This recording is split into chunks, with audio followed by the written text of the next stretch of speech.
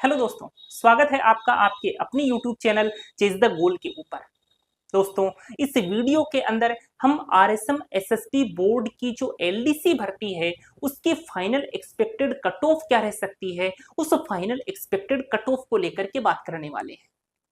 तो आपने यदि अभी तक इस चैनल को सब्सक्राइब नहीं किया है तो इस चैनल को सब्सक्राइब जरूर कर लीजिए, क्योंकि इस चैनल के ऊपर आपको एलडीसी भर्ती से रिलेटेड सभी प्रकार की लेटेस्ट इंफॉर्मेशन देखने को मिलती है। इसके अलावा जो आपकी एफिशिएंसी की क्लासेस हैं वो भी इस चैनल के माध्यम से आप लोगों तक पहुंचाई जा रही हैं, इसलिए आप इस चैनल को सब्सक्राइब जरूर कर लें। तो एक्सपेक्टेड कट ऑफ की तरफ चलने से पहले कुछ ऐसी चीजें हैं जो मैं हर बार आपके साथ डिस्कस करता हूं, और इस वीडियो के माध्यम से भी मैं वो चीजें आपके साथ डिस्कस जरूर करूंगा। सबसे पहली चीज क्या है कि अभी भी यदि कुछ कैंडिडेट घर पर बैठकर ही यदि टाइपिंग की तैयारी कर रहे हैं तो वो कैंडिडेट बहुत बड़ी गलती कर रहे हैं, क्योंकि जैसा माहौल एक एग्जामिनेशन हॉल में आपको मिलेगा वैसा माहौल डेफिनेटली आप अपने घर में क्रिएट कर ही नहीं पाओगे।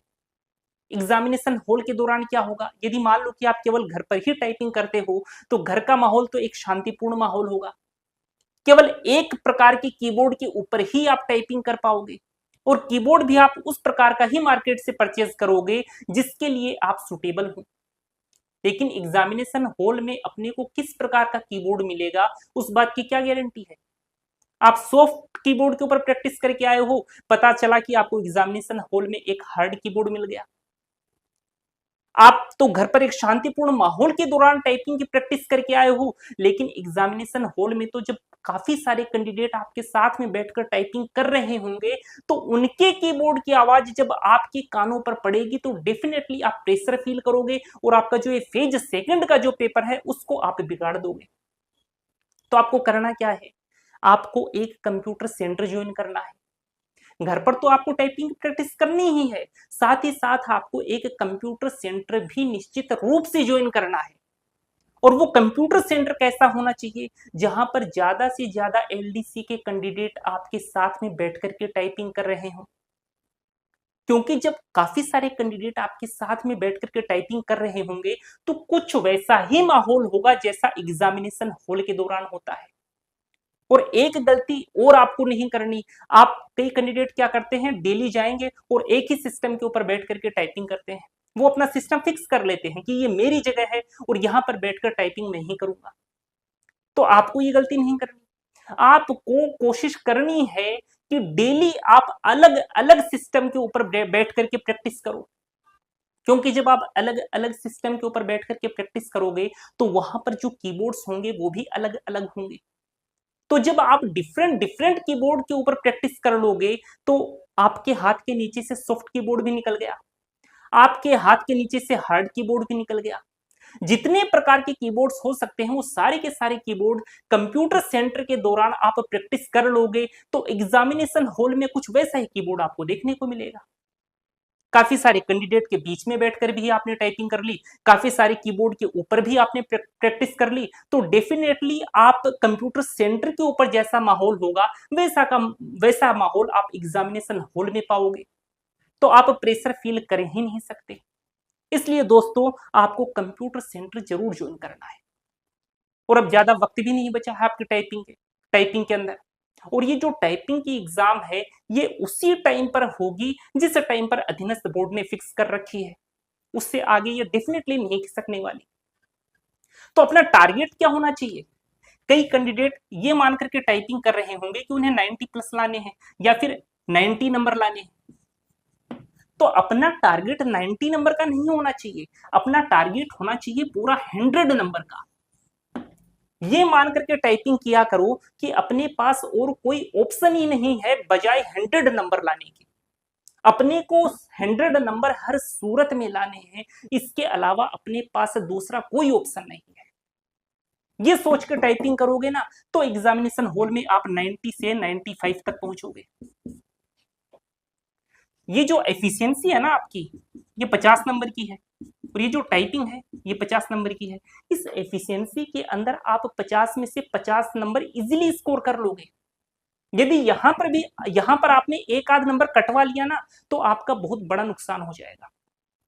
तो यहां पर अपना टारगेट यही होना चाहिए कि यहां पर अपने को 50 में से 50 नंबर ही लाने हैं, एक नंबर भी आपका यहां से कटना नहीं चाहिए। इसके अलावा यदि हम टाइपिंग की बात करें तो टाइपिंग केवल और केवल आपकी प्रैक्टिस पर डिपेंड करती है। अब जितनी ज्यादा प्रैक्टिस करोगे उतना प्रॉफिट आपको एग्जामिनेशन हॉल के दौरान देखने को मिलेगा। दिन भर लगे रहो टाइपिंग के, कभी हिंदी की टाइपिंग करो, कभी इंग्लिश की टाइपिंग करो, और जिस टाइपिंग में आपकी स्पीड कम आ रही है, चाहे हिंदी की हो रही हो चाहे इंग्लिश की हो रही, वैसे इंग्लिश में टाइपिंग अच्छी मेंटेन हो जाती है। हिंदी में यदि आपकी टाइपिंग की स्पीड कम आ रही है तो हिंदी की प्रैक्टिस ज्यादा से ज्यादा करो। अब जितना वक्त आप टाइपिंग में दोगे उतना फायदा आपको एग्जामिनेशन हॉल में मिलेगा। तो यहां पर आपको 40 प्लस डेफिनेटली टाइपिंग के दौरान स्कोर करने ही है। यहां पर तो 50 के अलावा कोई ऑप्शन ही नहीं है, 50 में से 50 आपको लाने हैं। और माइंड में एक चीज हमेशा सेट रखनी है कि अपने को 100 में से 100 ही लाने हैं, दूसरा कोई ऑप्शन नहीं। ठीक है दोस्तों, तो ये तो एक बात हुई आपकी टाइपिंग और एफिशिएंसी को लेकर के। अब हम एक्सपेक्टेड कट ऑफ को लेकर के बात करेंगे। वैसे ये तो एक अनुमानित कट ऑफ है, वैसे कट ऑफ का कोई अंदाजा नहीं होता। जैसे हम लोगों ने मैंने आपको बताई थी कि जो आपकी ये टाइपिंग की जो कट ऑफ आएगी वो 138 तक आएगी। मैंने आपको मैक्सिमम जनरल कैंडिडेट्स की 138 तक बताई थी, लेकिन कट ऑफ क्या गई 142 के दौरान 142 गई। तो उस दौरान में मैंने यही कहा था कि ये एक कट ऑफ है जो एक हम एनालिसिस के बेसिस पर आपको बता रहे हैं। तो यहां पर भी मैं आपको केवल यही कहूंगा कि यहां पर मैं जो आपको कट ऑफ बता रहा हूं यह एक अनुमानित कट ऑफ है, एक आध नंबर का वेरिएशन आपको फाइनल कट ऑफ के दौरान देखने को मिल सकता है। तो दोस्तों अब उस फाइनल एक्सपेक्टेड कट ऑफ को लेकर के बात कर लेते हैं। तो दोस्तों यदि हम जनरल कैंडिडेट्स की बात करें, जो जनरल कैटेगरी है, यदि जनरल कैटेगरी की बात की जाए तो जो मेल कैंडिडेट्स हैं उनकी जो कट ऑफ है वो 236 से 238 नंबर तक जा सकती है। ये तो मेल कैंडिडेट्स की कट ऑफ है। यदि हम बात करें फीमेल कैंडिडेट्स की कट ऑफ 225 से 227 तक आपको देखने को मिल सकती है। यदि हम ईडब्ल्यूएस कैटेगरी को देखें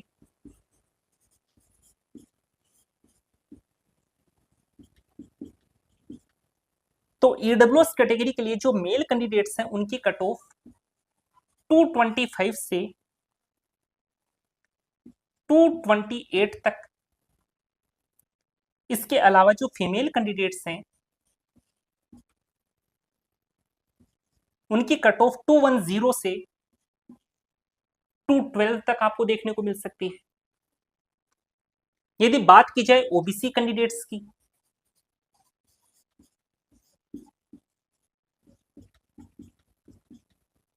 तो जो मेल कैंडिडेट्स हैं उनकी कट ऑफ 231 से 233 तक आपको देखने को मिल सकती है। यदि ओबीसी कैंडिडेट्स की बात की जाए तो 218 से 220 तक वेरी कर सकती है। और देखो दोस्तों हो सकता है आपको एक आध नंबर और थोड़ी ज्यादा भी देखने को मिल जाए और हो सकता है एक आध नंबर कम भी देखने को मिल जाए। तो ये एक्सपेक्टेड कट ऑफ है जिसके अंदर आपको वेरिएशन देखने को मिल सकते हैं। यदि बात करें हम एमबीसी कैटेगरी को लेकर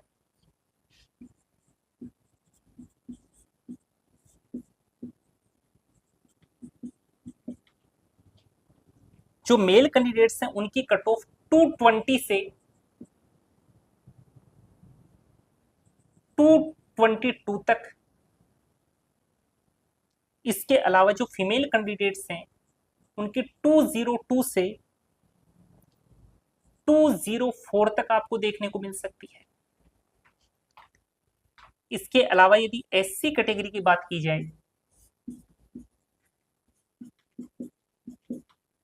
तो एससी कैटेगरी के अंदर 212 से 214 नंबर।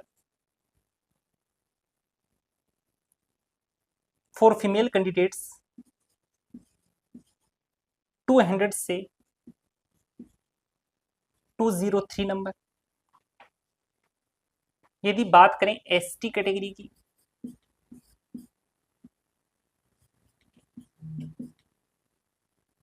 तो यहां पर जो मेल कैंडिडेट्स हैं उनके 204 से 207 नंबर, और जो फीमेल कैंडिडेट्स हैं उनके 198 से 200 नंबर।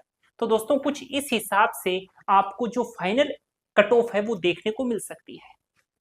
तो दोस्तों उम्मीद करूंगा कि वीडियो आपको पसंद आया होगा।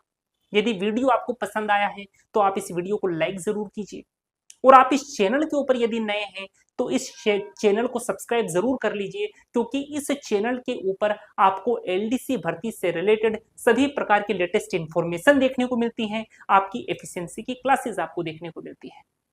तो दोस्तों मिलेंगे एक और शानदार वीडियो के साथ, तब तक के लिए धन्यवाद दोस्तों।